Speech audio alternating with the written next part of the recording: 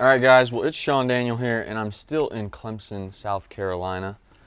It's Clemson, South Carolina area, right? This is Seneca. We in Seneca, yeah. Seneca. Yeah. Because when I did the last interview with Anthony Hamilton, we came over to this gym to train and watch him train with this man. And first, just walking the facility gave me an intrigue when I found out that he's the owner of it as to why I wanted to talk to him, because not only is it probably a huge journey just to start in personal training like you did, but to have a huge facility that's what, how many, 20,000 square feet? Yeah, 20,000, yeah. And to have it successfully running, having members, all this stuff, that's why I wanted to talk to you. But also because he's a former Clemson, is it alumni or alumnus? How do you say it? Alumni is plural. Plural, okay. Yeah. And you played You know that, man. football and Yeah, track and field at yeah. Clemson? Yeah, so I initially started on the track team. That's where I got my scholarship to come to Clemson. Was on the track team, and then I spent a year there. My time was really abbreviated because of an injury, and then I walked on the football team, and then the rest was history. That's where I found my home at. So that's why I'm excited to talk to CJ Davidson. CJ, thanks for taking the time. Appreciate it. For sure, man. Appreciate you coming down, man. And the first thing that stood out to me when I came in the gym the other day with Anthony was not just all the stuff I was thinking about business-wise with the gym and everything that we're going to get into, Right. that so many people I think can learn from, as we were talking before. But to see when you were trying to demonstrate a move to Anthony because he wasn't going hard enough on like a two-step jump, Right. and you were cold, you hadn't warmed up, Right. and you right. just bust out this fast-ass move. Yeah. But you see, the thing is, I did that, but you don't know how sore I was the next day doing that. Are you serious? Nah, I'm playing, man. But yeah. So I mean, obviously, I still work out, and I'm still active. So the good thing about my youth in this industry is that I can kind of relate to the athletes a little bit more and be able to demonstrate exactly how it should be, versus if an older trainer, in which I don't knock them, because obviously I'll be that person at some point. So just being able to take advantage of my time, my youth at this point, man. I'm sure it gives you so much authority. Just like, I said when I walked in the gym and saw you, it's like, okay, this guy knows what he's talking about. He looks like a football player. Yeah. And then you bust out the move. So I'm interested to see not only your journey that took you to get to this point of athleticism excellence, to play D1 football, play D1, or participate in D1 track. Right. But I think the more interesting thing for me that I want to get into, which we will, is how you realized you wanted to start your own business, have your own facility, and then really what it took and all the struggles. And like you talked about in an Instagram post, you said when you announced like the opening of the gym, how God has worked through this program to get you guys to this point for the last 4 years. So Exactly. I'm sure you've learned so many things that people can benefit from. Right. But before we get into that, I want to build some context and learn about you and really who you were as a kid and what were you interested in. Was it just sports? Was there other things? Was it certain sports? Man, honestly, as a kid, I had three primary sports I played. I played basketball all my life. My dad played ball in college. I was a huge football fan. I played football, I was very good in that as well. But basketball was my first love. I was nowadays looked upon as a late bloomer in track. I started when I was 12. You have kids who start when they're 7, 8 years old now. So I didn't start running track until I was 12 years old. But I stayed with those primary sports all the way until I finished my high school career. So I was very successful at all of them, which in turn kind of it hindered me in some fashion, but at the same time it helped me with so much, because I was able to be so versatile with a lot of things. But so you never did specialized training like so many kids do, where they just do one sport all year? Right, I never did that, but I mean, I would say I like during in season, I did lock in a lot more on whatever sport it was, and then I just transitioned right after that to the next sport. So my dad pretty much has been my trainer all my life, and I think that's just one of the the best things about my journey is that I had somebody in my corner, and he still is. I had somebody in my corner who knows exactly what I need as an athlete and as a person to help me just matriculate as an athlete, as a student athlete. So it worked out, man. So how good were you in all three? You said you excelled at them, but like Yeah. level-wise, don't they say there's like all state, there's all. Yeah. What were you like in all three sports? So I mean, as a kid, I was fast, so I was obviously good in football. It wasn't too hard. And was that around here? That was around here. You grew up around here? Okay. Yeah. So I grew up playing in Seneca. I ended up so basketball, like I said, was my first love, and in 5th grade, I was chosen to go to the junior NBA. It was the top 5 athletes, top 5 basketball players in the nation. Junior NBA? The junior NBA. What is that? So basically, it's just like a subcomponent of the NBA in which they try to. They do a lot of like community service with the kids. It's the dynamic of it has changed a lot since I was a part of it. But basically, back then they would have these opportunities for kids to be able to like send footage in with the recommendation of the recreation owners. You would send your footage in, send your game tapes in, and they would choose. They had a committee, and they would choose basically the top 5 kids with the best academics and then the best skill level to go and represent. In the country? In the country, yeah. And you made that? Yeah. So at how old? I was 11 at the time. Okay. Yeah, I was 11 at the time, so it was big. One of the biggest things in the area for a kid at that, during that time. So I went out to LA during All-Star weekend. Wow. Played at halftime and did all the cool stuff, went in the locker room and all that kind of stuff. So you get to meet like players and stuff? Yeah. So I met all the players. Tracy McGrady was my favorite player at the time, so I was able to kind of like chill with him for a little bit, man. It was a dope experience. So how much of that was because of your training, or was it just natural ability?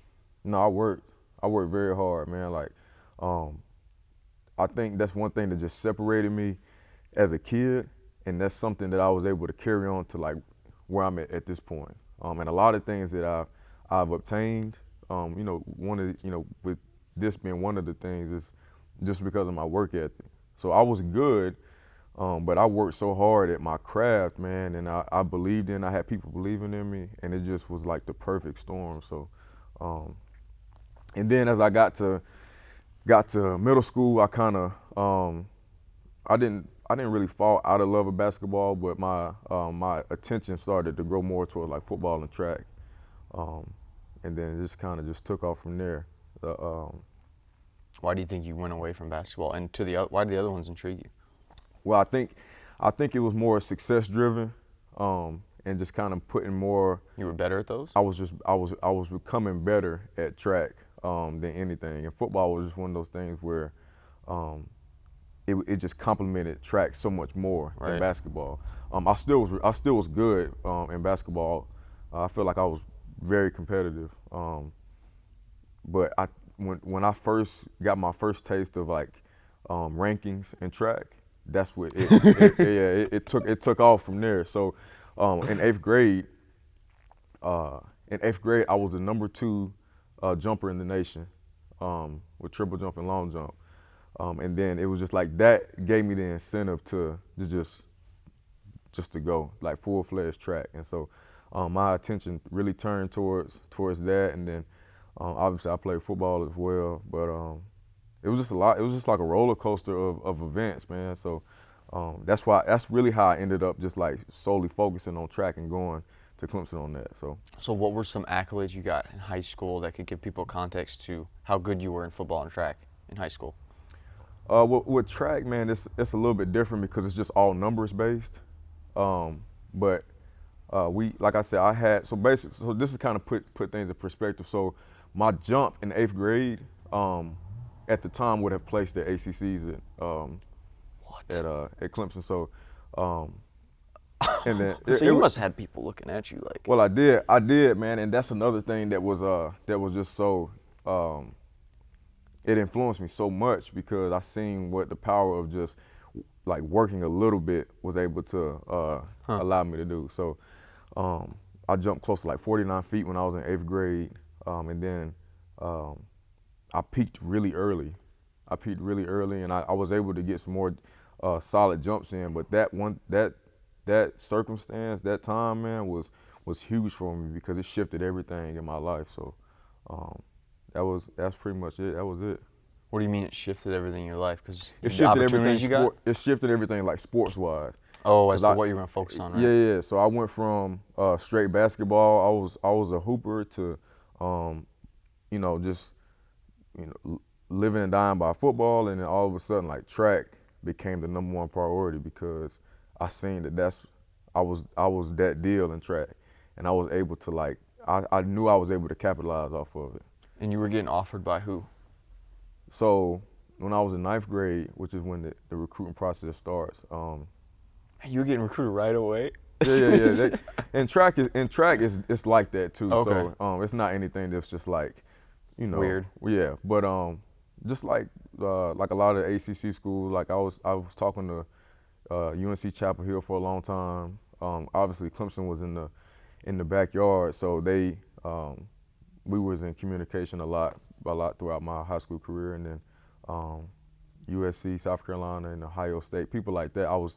Those are the people that I was talking to most consistently, and then I was homebody, man. I didn't want to. Is that why? I didn't want to go anywhere. I didn't want to go anywhere from home, man. So I just I chose Clemson, and then the rest was history from there. And you just went there for track, right?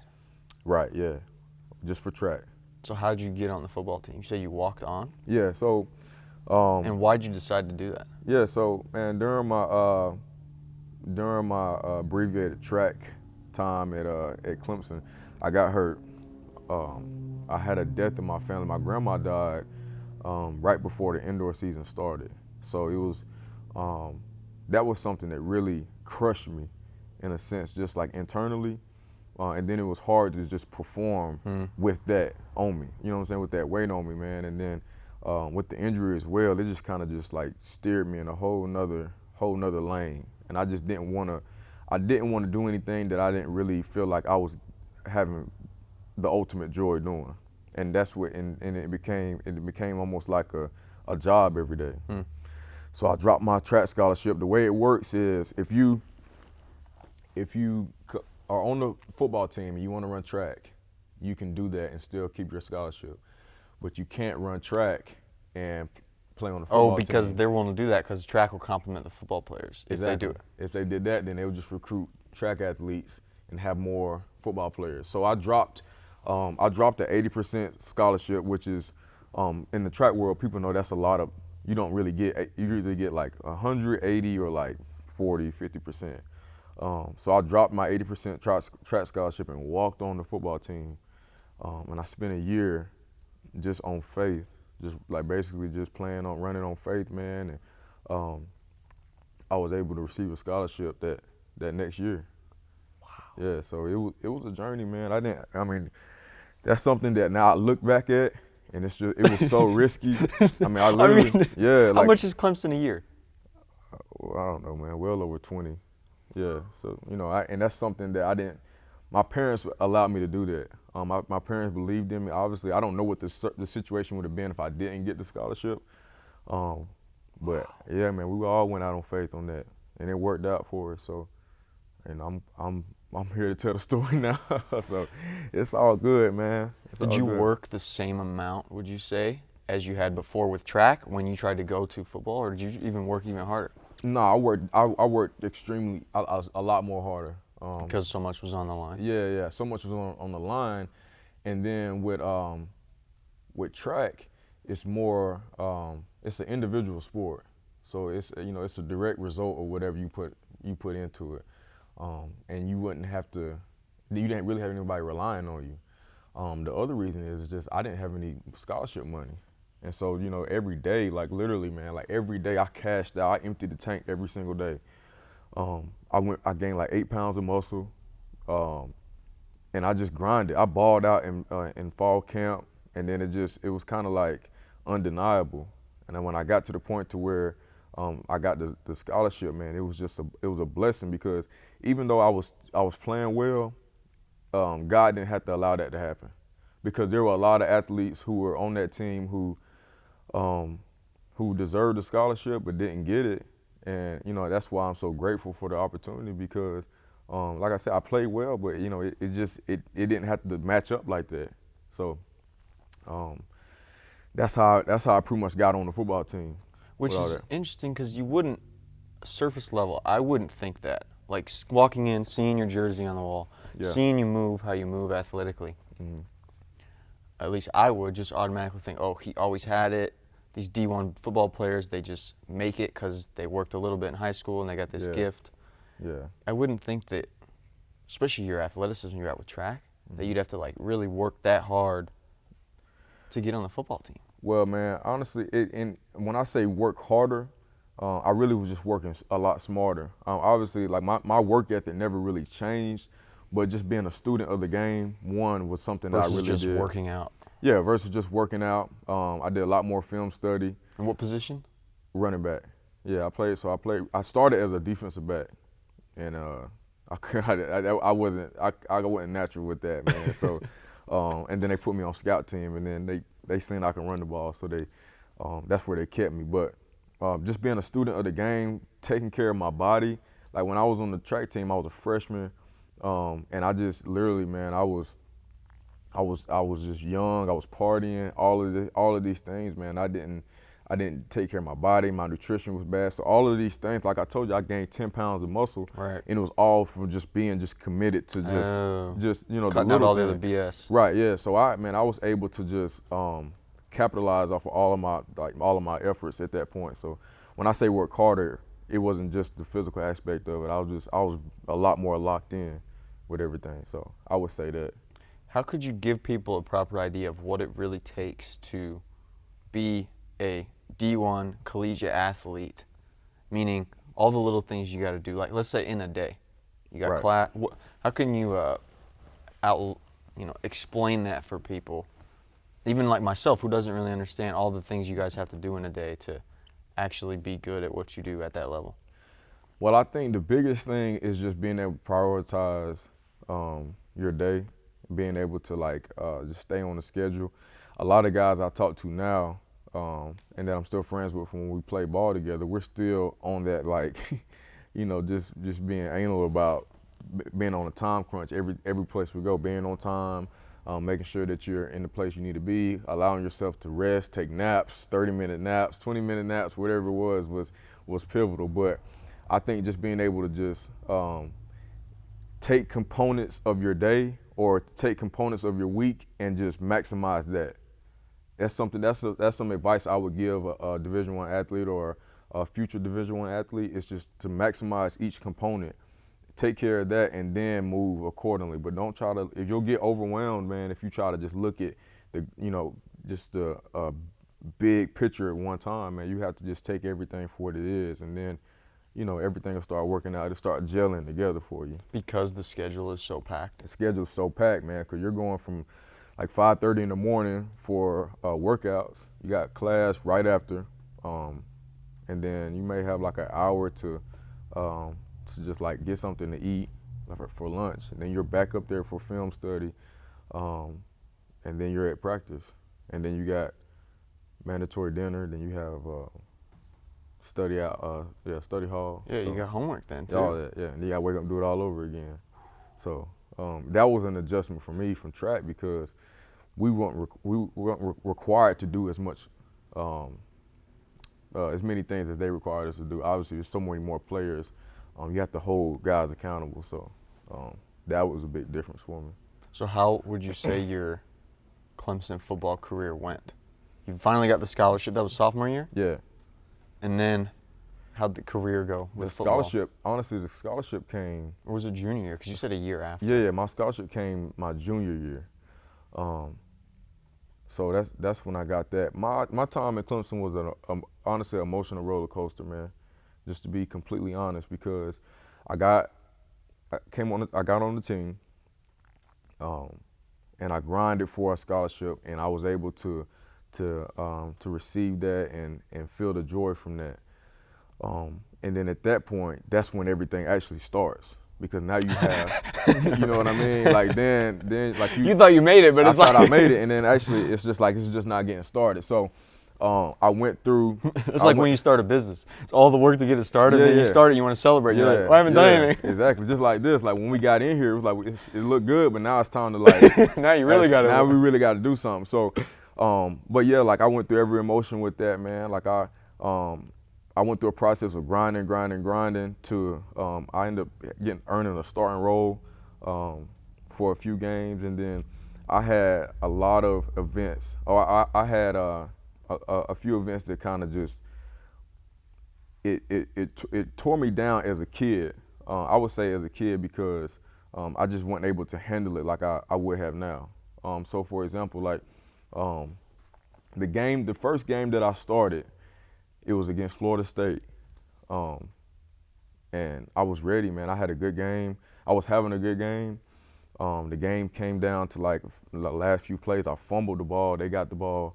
We went to overtime. They scored and they won. And then from there, my time at Clemson just shifted.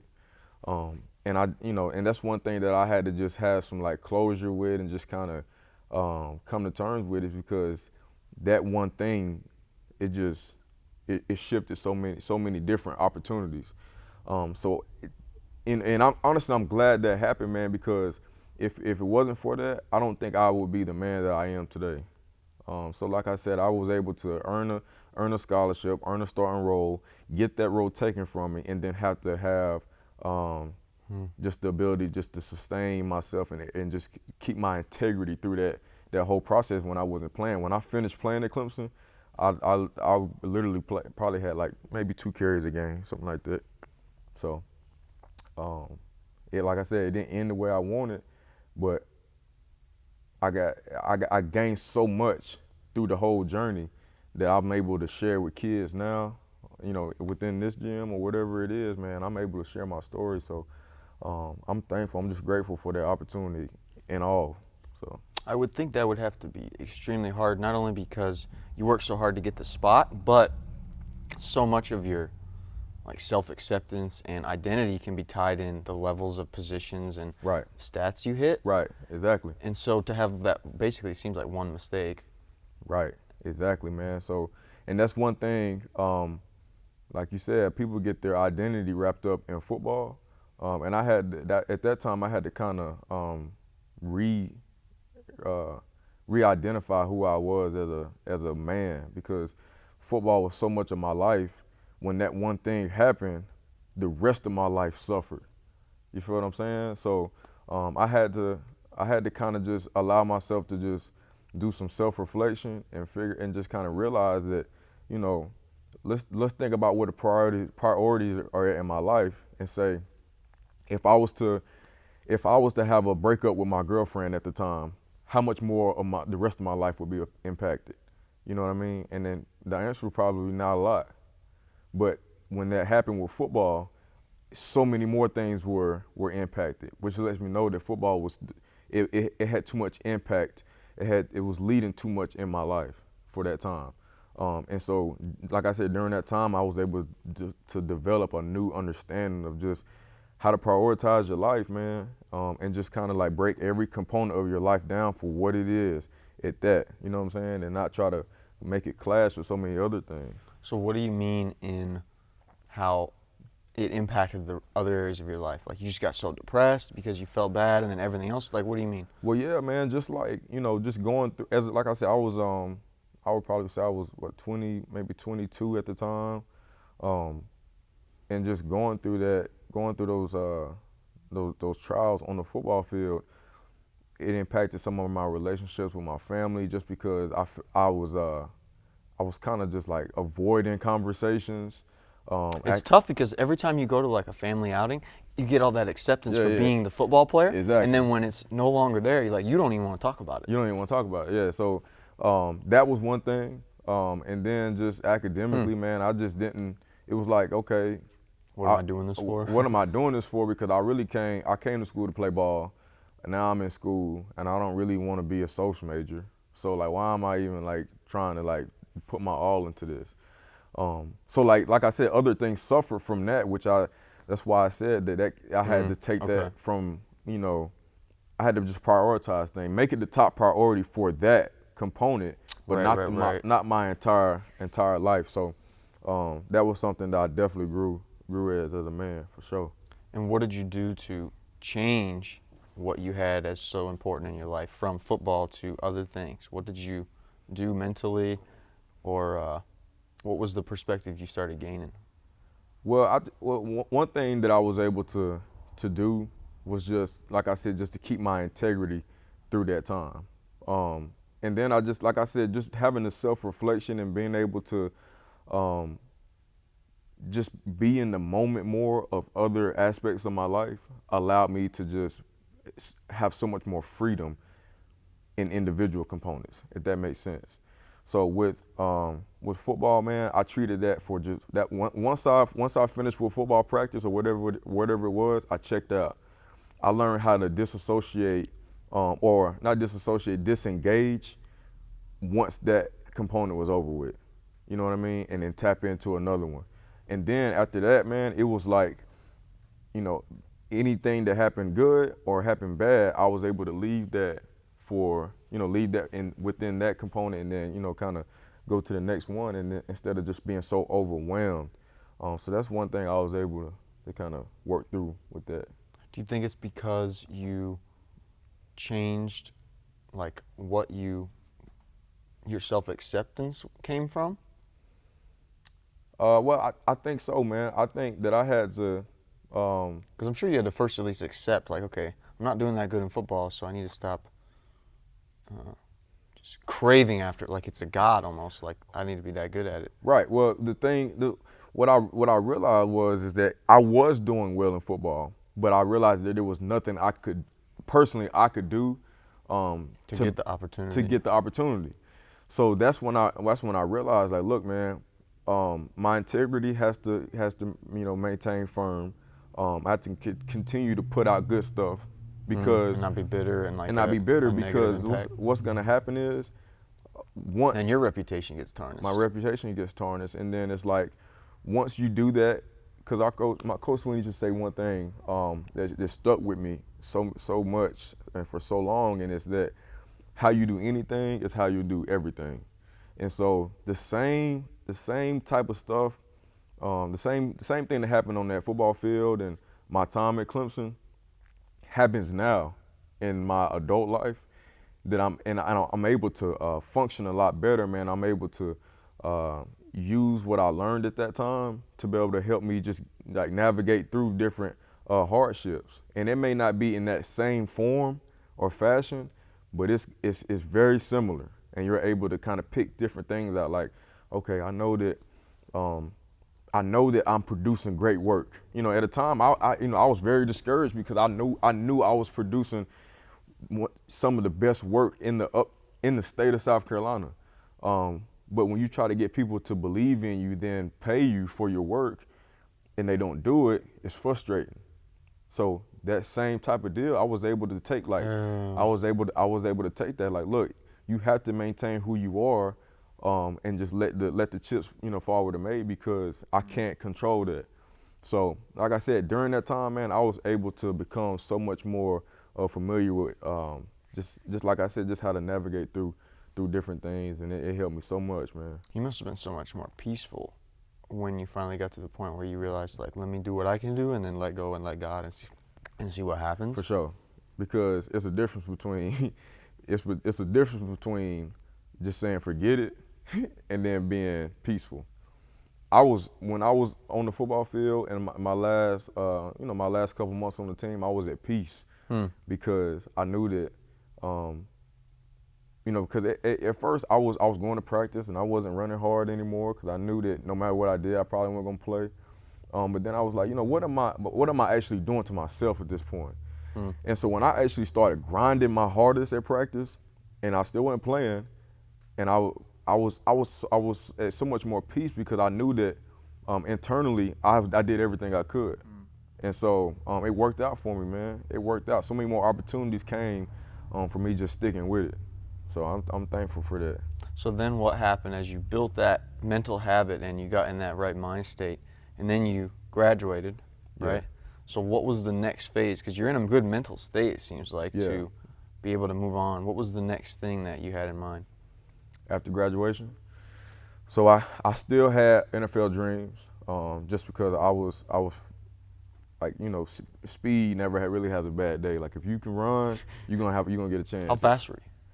So when I was training, I ended up running like a low 4.3, 4.29, and I pulled my hamstring. So I pulled my hamstring 2 weeks before a pro day, and so that's another thing where I had to reconvene with myself and just say like, look, this is what God wants for you at this time, man. I can't do anything about it, but just continue to give my all. So I still had NFL dreams. I ended up getting the opportunity to go to Montreal to play in the CFL, and then I went to Toronto as well, and those are two great experiences. But I was already checked out of football by then, man. I was done. Me and you were talking recently about how the structure of just like being at a place, being told what you got to do, being told what I had to do every single day, like, you only get 4 days of break and then you're back, and then next thing you know, it's like you're back in the meetings. And I couldn't do it no more. And I realized were you realizing that when you were on the pro teams? Yeah. Okay. I realized that when I So you didn't realize it in college and still try to go pro? No, I realized it in college, but it was a different incentive because it's paper behind that. We're not getting paid in college, so it's like I'm having to do all this and I'm not even getting no money, and I literally can't go get a job because they got me up here all day long. You know what I mean? Huh. But when you're in the league or you're at a professional level, it's like, yeah, I'm up here all day, but it's my job now. I'm actually getting paid for this. So the incentive changed a little bit. The goal, the mission didn't change, but the incentive was just enhanced a little bit. So I would say that. But you were still realizing, which I think a lot of us, and I'm learning as I go through more experiences, that we can't really realize what we do and don't like about projects or different things we want to pursue until we go through them. Like, until you went through the college system and then the pro one, that's when you really started to realize little things about yourself, such as, I don't really like being told what I got to do every hour of the day. Every hour of the day. Every hour of the day, man. And then my body was breaking down. I had a groin surgery going into my last season, and then it just never got back to 100%, man. So I was out there just fighting through practices. I balled out there, but I just didn't want to do it no more, man. And then finally, it just got to a point to where I had an opportunity to stay, but I just, I opted out. And so it led me to being back down here, and then I spent a little bit of time just allowing myself just to be a person again. Like, instead of being on a schedule all the time. Being on a schedule, like I was able to just to like open my eyes and just sit there. You know what I mean?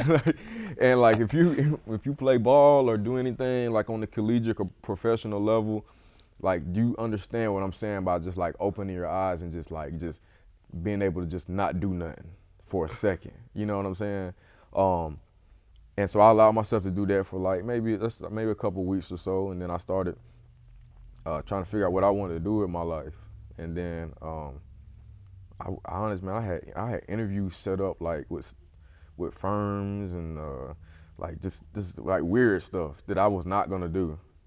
Just like things that like just like marketing firms and like branding firms, things that I thought that I would be good at. But I realized that I had so much more to give. So I started out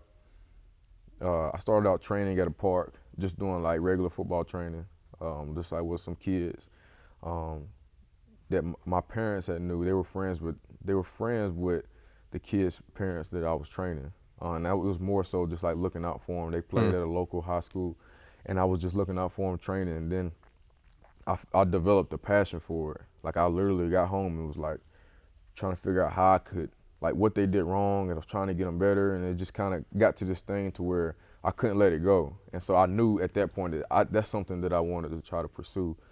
And now we're here. So what was the next step then after you started realizing, okay, this is something I'm interested in? I mean, people to train aren't just going to pop at your front door. Right. Like, what was the ideas or plans, things you went through? So I started, like I said, I started training at a park. Obviously, there were a lot of external factors that come with that. So, like, if it rains, you can't do anything.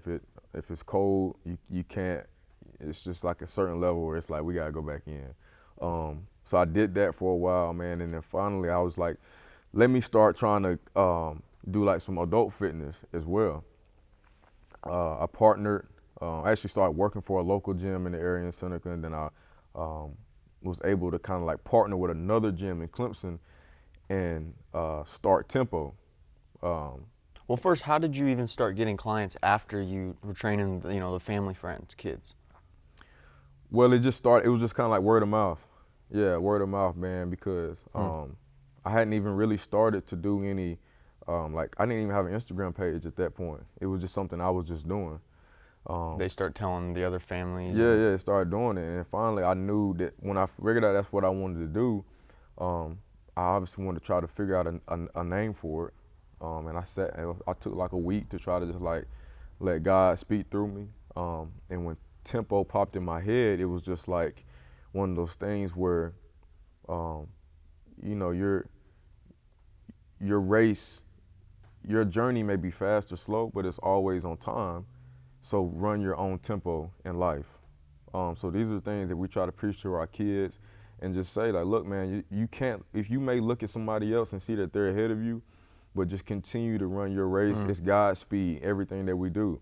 And so when I got to that point, I got the name, it was on and popping from there. I hit one of my homeboys up who worked for Clemson at the time.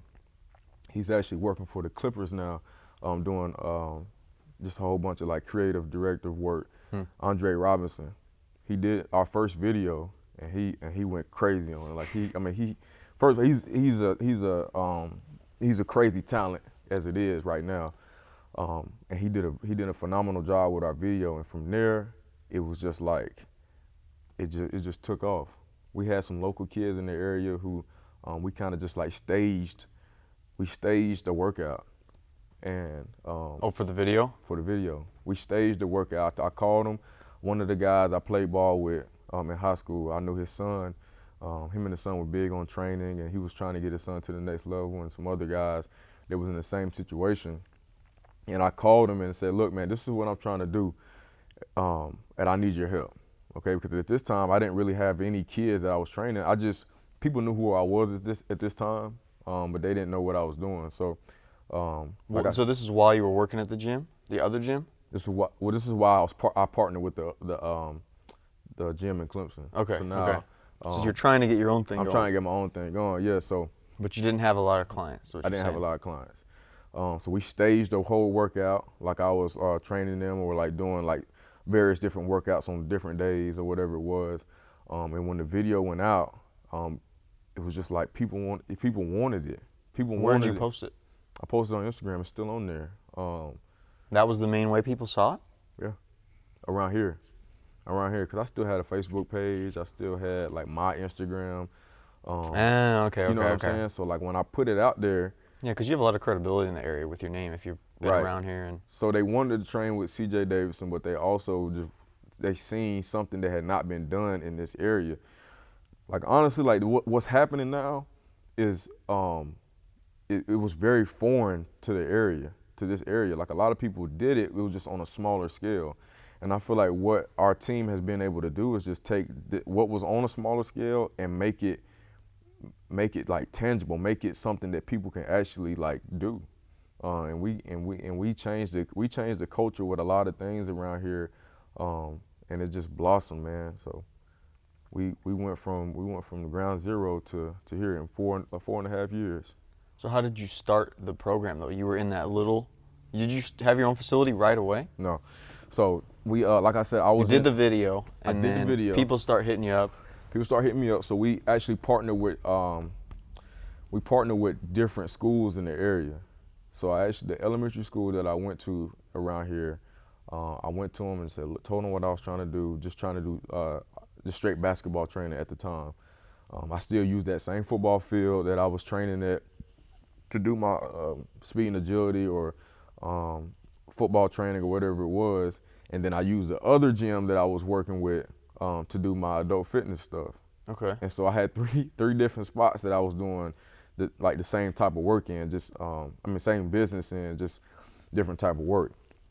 So it got to the point to where like I feel like what we were trying to do, it had got to the point to where I had to start branching out on my own, because if it was like, if it's gonna work, it's gonna work. If it's not, I need to know now, or I don't need to waste my time. So I went and I found a place. Matter of fact, this is how things work. This is how God works, man. Because in college, me and I don't know if my one of my teammates, Wayne Gallman. I know that name. Wayne, yeah, me and Wayne, we used to go around and we used to wash people's cars. We had a detailing service. My dad has matter of fact, his van sitting out here. Oh, okay. Yeah. So my dad, he has he had like a small little hustle. He was doing like just like pressure washing services and everything like that. And then we took that and started washing cars with it.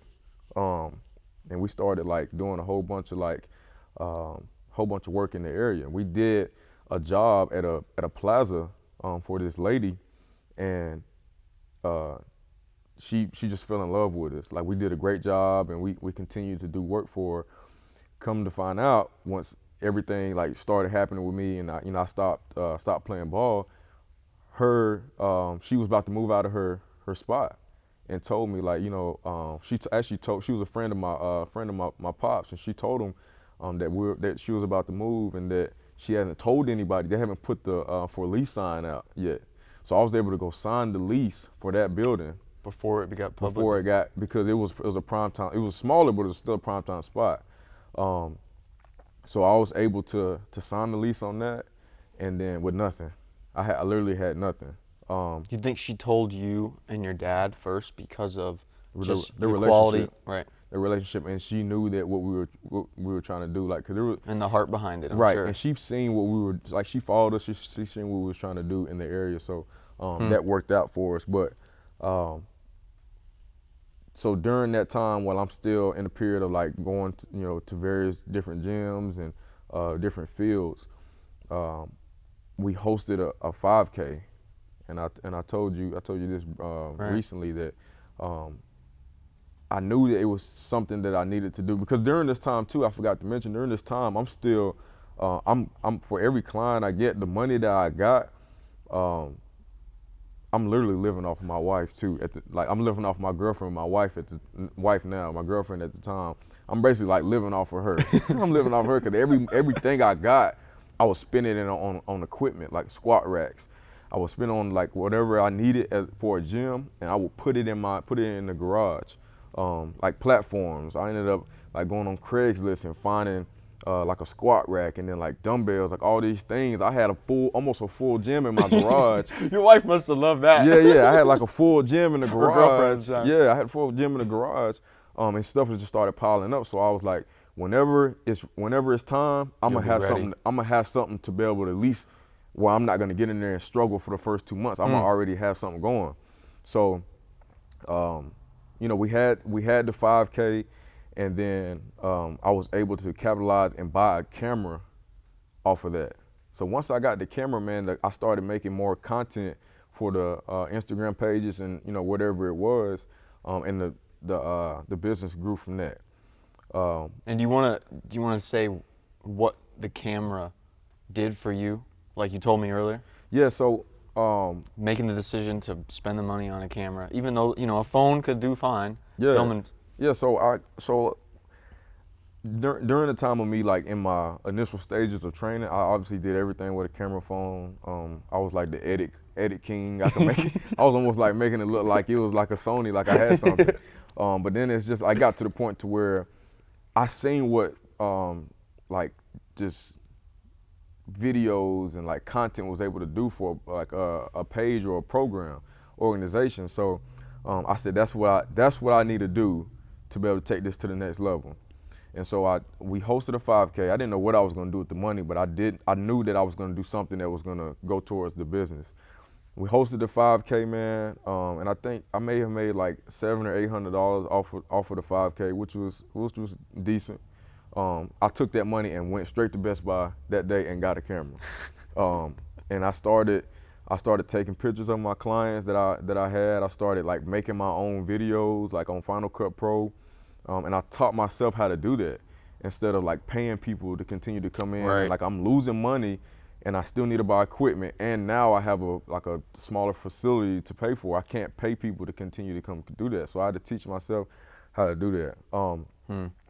And so then I got into the smaller facility. I moved all my stuff out of the garage, and I put it in there. I had like one squat rack, a platform, and I had like dumbbells like laying on the ground. You know what I mean? Like little stuff like that. But when it happened, it was go time. And as far as the camera, what the camera did, it wasn't the fact that I was just taking pictures and I was able to create content. But I knew once I got the camera, I knew I had to go that much harder to be able to get the content. So I was calling people up. I wasn't even charging people anymore because I was just trying to get better at what I was doing. But Because you had spent the money on because the I had camera. spent the money, I had invested it. So I was like, I'm going to gotta get go hard. my money's worth with this camera. And so what it actually did was it created more of a demand to train. One, because I was putting quality pictures out of people's kids. And then they seen that the service was it was good. And then like I said, I was able to develop more of a strive to actually do the service than actually just like take pictures at that time. So it did more for me than just actually have a better camera, man. So I would definitely reflect on that and just say that there's certain things that do more for you than actually what its purpose is. It's amazing that you really applied the prepared the field before the rain story with buying all the equipment in the because believing is an action-oriented word, and people say like, well, I'm believing that I'm gonna have a facility. But if you really believe, you're gonna be willing to spend the money on the equipment to get it ready for the facility like you did. Yeah. That's a heck of a testimony, the fact that you applied that. Right. When you said, you didn't have a lot of money, it wasn't, right? Right, nah. I mean, that equipment that I bought, man, it was like I saved up like $2,000, but I was finding a whole bunch of deals, and I was able to like just capitalize and like just get like smaller things, and then once I got in the smaller facility, the same thing happened. But the only thing was I just wasn't putting it in my garage anymore. I was putting it in the spot, and it just grew. So was the main ways that people started to decide to come to the gym, pay for training with you, was because obviously you did a great job and word of mouth, but was it the content? What were the main ways you think you guys reached more people and built your base? I think, just like I said, we changed. I feel like we changed the culture in the area, and then we were able to kind of like publicize that. We were able to kind of like show people what we were doing, and I think people just wanted to be a part of something positive. They wanted to be a part of something new, and that was going to be productive for their kids at the time, and then it just kind of just blossomed from there. Because of the higher like more serious training, or the team training you guys were doing compared to everybody else? Like, what are you saying? It changed the culture. What were you guys doing different than the other gyms? Yeah, so we were in the preliminary stages of like creating what we have now. So we started with a basketball team. All the kids that a majority of the kids that I was training, we turned those training sessions into basketball practices. And we started having, started our first AAU team, and I love those boys, man. Those, like I always say, those are like the empires of everything that we got going on, man. Like they started everything. And so we had a successful little season, and next thing you know, like I started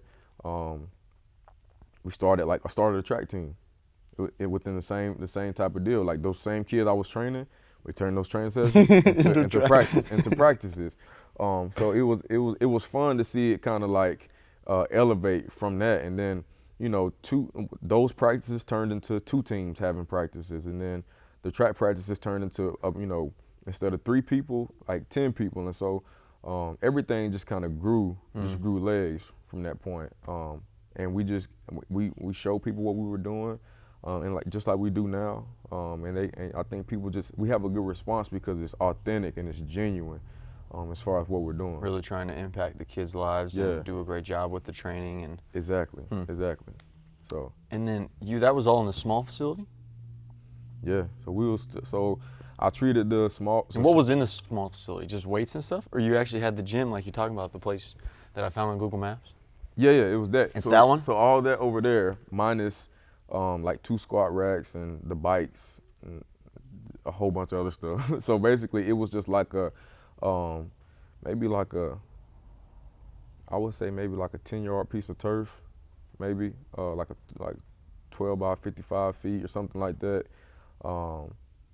And then like I said, I did all of like my strength training there. And then if I had to do anything that required a lot more movement, obviously I had to go outside or had to go to I had to partner with a local high school or a gym to be able to do that service. So we did that for 4 years like that. Yeah. So.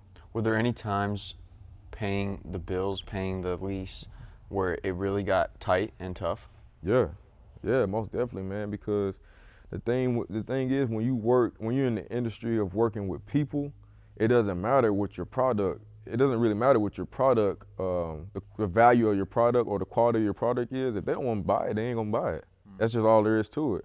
And there's a lot of kids, and still a lot of kids that I don't even charge them because it's solely not about that. So I had to like really like figure out some ways to try to like make extra money. Like I was like cutting grass and like doing other things just to try to keep the lights on. And then it just got to the point to where I was able to get enough committed people to be able to stay there and provide them with a good service to where they believed that it was worth it for them to be able to stay and continue to pay. So just had to grind that part out, man. And then when did you really start thinking about a bigger facility? Well, I always thought about a bigger facility. Every time I walked in there, I was like, this is not it. I was like, this ain't, but it was what I had. And you couldn't tell me, like when people walked in there, like I became a master at like manipulating things in that facility. Like making the most of spaces? Making the most of that space. So when I walked in every day, I seen so much more than what people could see because I knew how much room somebody had to be able to like run here and run back, run here, like and get tired, you know what I mean, while doing this. And then you got 2 other people over here. I knew it, I mastered it. But I always thought too, like, man, I have to continue. I have to find something bigger than this, man, because the program can't grow until this place grows. Because it got to the point to where if we had like 8 people in there, we couldn't do it. We couldn't even have like they couldn't go. Nobody else could come. So like I said, I continue just to work hard, and like I provided the same quality service in that small place as we do in here. The same exact thing. If you ask anybody who trained with us during that time, the only thing they'll say is different is that when we do like our speed and agility, it's just not at the park anymore. It's in here. But like anything else, it's the exact same. And so I kind of prided myself on making sure that the quality of the work, no matter the size of the building or where I was at, the circumstance was always going to be the same, no matter what. So that's something that really helped me along the way, man, for sure. Do you think that people should start small first before like taking a huge risk and having a 20,000 square foot facility? Yeah, you need to start. If some people, man, inherit things like this, and it works out for them. So I can't really say just to start small because. Meaning, if you don't have it, that's what I mean. If you don't have it, man, you need to build your clientele base first. You need to build a good foundation of what your brand stands for. Because if we were to do everything in here or try to do what we're doing in here now without a foundation of our brand, it'll just be like a shell. People it'll come and say, this is nice, but y'all ain't doing nothing in here. But so now you can actually see, like on our pages or like when you walk in here on some days, it's like a lot of things are happening from the groundwork that we put in prior to this happening. So I would definitely say start out small and just continue just to grow. Just grow accordingly, man. Don't try to rush the process of it. And then how did you go from the small facility to this, and how'd you find it? How'd you get the funding for it? Were you still saving everything? Yeah, so man, honestly, like I was saving everything that I had. We had some sponsorships along the way to help us, just like with like little small stuff like golf tournaments and things like that. And I was able to like just to get a lot more relationships with people that could help me find deals on like just equipment. But I saved a lot of money, man. I saved a lot of money up because I knew what the end goal, not the end goal, but I knew what the primary goal was. I sacrificed a lot, man. Like I mean, as far as like clothing, I stopped buying clothes. Like Especially when other people your age at that time, you know, they've gotten into their job from their degree and they got money, and your friends, you go see them and they got all the nice stuff, they got the car. Man, I'm telling you, like one thing I would say was the hardest was just like living a certain lifestyle, man. Being on a certain pedestal with playing ball, and everything was just like everything was just working. And then going into this stage to where you have to like humble yourself and say, like, man, honestly, man, I didn't buy a pair of shoes for 2 years. I didn't buy a pair of shoes for 2 years, man, and I was just saving money. Everything I got, I saved, and I was still like buying like little stuff. But if there's something huge that I knew that I was gonna need, I had different like saving funds for certain things. I was dropping it in there, and I was still had like little hustles, you know, along the way, like still washing cars, still like cutting grass, and still like doing stuff that people didn't see that. You know what I mean? People didn't see me doing those things because, you know, I didn't put it out there. And so, man, like I said, I just continued to work hard to get to this point, and we started looking for a bigger place once we found out that we weren't gonna renew our lease at the other spot. And if it got to the point where we didn't find anything, I was just gonna spend time not in there and still work, but just not have a facility. And just through God's grace, man, we were able to locate this. We were able to identify this spot, man, and we came in, checked it out, and we signed the next day. Like literally the next day. So God works fast sometimes, like really fast, and sometimes He works slower than what we want. Was it tough for you to make the decision because of the financial responsibility of having a place like this? Nope. I said, if I'm gonna die, I'll die about what I believe in, as far as like this. And if I said, if I go ahead, if I do this, this is the last thing that I know that this is gonna work. And if it doesn't, at the time I was 26. Well, at the time when we got, I was 27. I said, I'm 27. I get this place. I sign for a couple years, and if it works, I'm gonna keep doing it. And if it doesn't, then I still got some time to be able to like, you know, sustain, you know, support my family. So we took a leap of faith again, man, and it worked out for us. Because you had built the foundation of building clients, because you're doing it with the right heart, because you're doing a good job for people, right? And because, you know, it seems like you, and I can tell by being around you, you still have that right heart. As you get bigger, you weren't like, oh, let me make more money on people. Right, and that's the thing. It's not obviously we have to have some money to sustain the program and pay our trainers or whatever it is. But there's so many things that people don't see that I do for charity, that I do because out of the concept of my heart, because I know that everyone doesn't always have the same opportunity to get in here and train. So we try to make it available for as many people as we can. And so I think that's one thing that God has been able to has been able to show us and bless us with. It's just that we've paid it forward so much prior to this, is that now I think we're just reaping the harvest, and just He's blessing us so much with a bigger facility to continue to do that with. Right. So like I say, man, we got to continue just to stay genuine. And kids coming here, adults coming here, all kind of people coming here, and you can't really hide like authenticity. You can't. You can't hide like your true. People who are genuine, it shows. People who are frauds and flawed, it shows as well. And so I just think that we just try, even with the rest of our trainers, man, we try to make sure that we have a good foundation of just putting in solid work and just caring for these kids at the same time, man. Well, it's impressive what you've done already with seeing how the kids react to you. Yeah. You know, you can, like you said, when you walk into a place, like you can tell if somebody's a BSer or if it's just all of a money scheme, not money scheme, but for the money, or if it's really to bless the people. And Right. you could tell it's working just because even like the girls that I photographed the other day with the volleyball thing. Yeah. I think they were volleyball, right? Yeah. You could tell just, they're excited to see you. And Right. They got me dancing on TikTok. They got me dancing on TikTok and TikTok embarrassing myself and stuff. But it's fun though, man. And then even like yesterday when you were in here with Keyshawn, I just told him, I said, look, Key, like, I had been training him at this point for about 4 years. He's at Stanford now. But prior to that, we trained and we developed a relationship up to this point. And I told him, if I know that he's not getting everything out of the workout as he should, I'll let him know.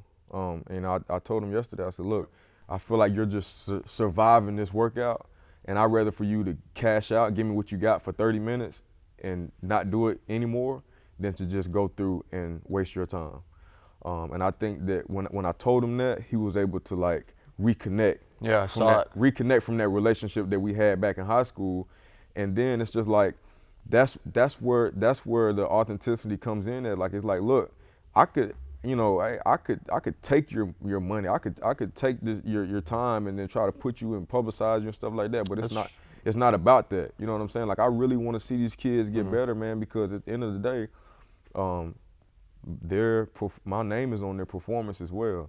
So they know for sure that I want them to do well in that aspect, man. Now it makes sense why you're saying you're glad you went through what you went through in college with doing good and then not getting an opportunity, because you weren't just always the standout guy, so you can actually relate to the kids. Right. And I tell a lot of kids this too, man. It's like I was one of those kids in high school and college where I tried to do everything the right way.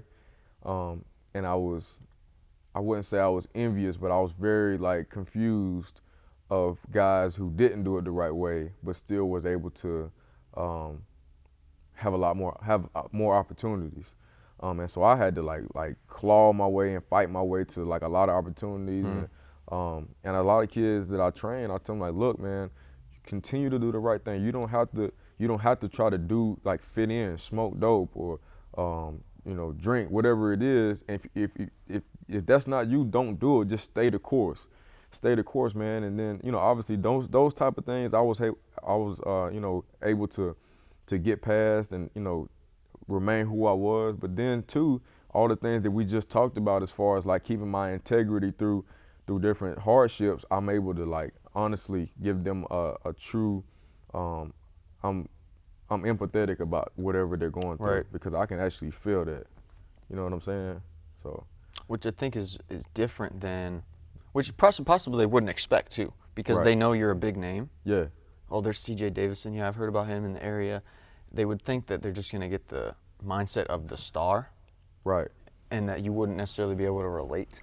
So how are you able to get them to, I guess it's just once you meet them, your heart comes across and you start relating to them. I just think that, like I said, I heard one time, one thing you can't fool is a kid and a dog. You know what I mean? And I believe that, man, because when kids walk in here, you can see their body language change from when they see me or see a trainer, and then after they interact with me. Because I think that I do a good job of just letting them know that what we're doing here is not, you don't have to do this. Like, you don't have to come in here and train. So let's have fun at what we're doing. You know what I mean? At the same time, let's get the work in. And I think that's when you start developing the trust with athletes. Is when they start when they trust the coach and trust that you actually care for them, that's when the process of getting them better starts. So, most definitely. So what's the vision or plan or idea you have for Tempo Sports Academy now going forward? Now that you got the 20,000 square foot facility, you got teams that are, like travel teams, right? Right, yeah. You got people that come in training for just training. What's the vision now going forward? Well, we definitely want to try to franchise Tempo. And we want to try to get more locations throughout the country. We would like to get in a bigger spot to be able to start hosting different things within our program, and then just continue just to go wherever God wants us. Like honestly, a lot of things that we have in place now, we didn't particularly have that in mind. But we just kept grinding and kept moving forward, and next thing you know, like different components of, like, I never thought volleyball I would be training volleyball, or I would be so invested in volleyball. But that was something that just came upon, that God put in our path, and so and that just came from just staying consistent with whatever He had for us at that time. So right now, the focus is just to continue just to get just A1 service in here. And then just see where it goes, reevaluate in maybe a year, and just see what's next. But right now, it's just the production level has to be high in here. So would you say that's some of your main advices for people? Because like things I've learned just listening to you is, one, you got to have a good heart behind what you're doing. Obviously that's right. But two, you got to be willing to put the work in like you did in college, like you did. Right. To make sacrifices of cutting grass, to have the money for the business. Yeah. Also, three, take chances on what you believe is going to happen, like preparing the field with buying the equipment. Right. But also, the interesting thing, which surprised me, is just be real patient. Do everything you can with what you have, and not necessarily get so tied up in what's going to happen next. Exactly. And honestly, too, man, this is something that I would say to like just younger athletes, or anybody who's in a field of in a place to where they're dreaming of something. Here's the thing, man. It's like when you dream, man, it's not the circumstance that you're actually dreaming of. It's the feeling that you're dreaming of. So like, I had league dreams. I had all of these dreams to be in certain places. But when I realized that when it didn't happen, and I realized that I had to go another direction, I was able to kind of develop this notion that when we get into certain spots in our life and we start doing things that give us true fulfillment, that's actually the dream. So every day, man, like if I was to be in the NFL right now, playing ball or whatever it is, what I would feel is the same thing that I feel every single day in here. So living the dream, man, it's not the circumstance, it's the feeling of what you're doing. So that's what I would say to anybody who's trying to just make their way to a certain spot, man. Just continue just to have the fulfillment and enjoyment along the way, and don't look at the actual spot as your dream, man. Look at how you can just internally feel good about what you're doing. And the impact you can have. And the impact that you can have, for sure. Well, thank you so much for being so open and transparent, CJ, and taking the time. I appreciate it. Yeah, man. I appreciate you sitting down with me, man. And you've been here for 2 days. You've been here 2 days taking pics, and people need to know about your story too, man, because you got a lot going on, man. So this guy, man, this is an amazing guy, man. He's tell everybody about your story, man. Well, because I'm traveling the country. Traveling the country in your car, man. Yeah, that's right, living in my car. Yeah. Interviewing people, learning about photography, doing different fun trips. Yeah, I mean, I talk about it sometimes, but yeah. Yeah, that's dope, man. So this is really the I need to be interviewing him, because I seen this man making pasta at 10 o'clock at night last night on the highway. So you got a lot. I can learn a lot from you too, dog, for sure. So thanks, CJ. Man. Appreciate it, man. You too, man.